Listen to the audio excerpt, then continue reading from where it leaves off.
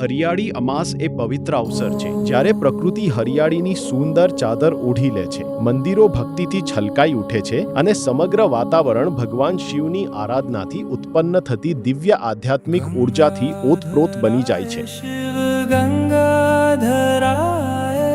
સનાતન પરંપરામાં આ દિવસને દાન અને નિસ્વાર્થ સેવાનો સર્વોત્તમ શુભ અવસર માનવામાં આવે છે. એવી માન્યતા છે કે આ પવિત્ર દિવસે ગરીબ, નિરાધાર, જરૂરિયાતમંદ અને દિવ્યાંગ લોકોની સેવા અને સહાય કરવાથી ભગવાન મહાદેવની વિશેષ કૃપા પ્રાપ્ત થાય છે.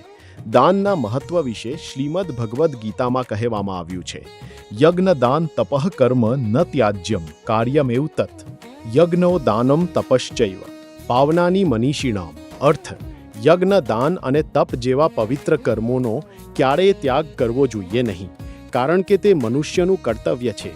આ પવિત્ર કાર્યો જ્ઞાની અને સજ્જન લોકોના જીવનને પવિત્ર અને કલ્યાણમય બનાવે છે.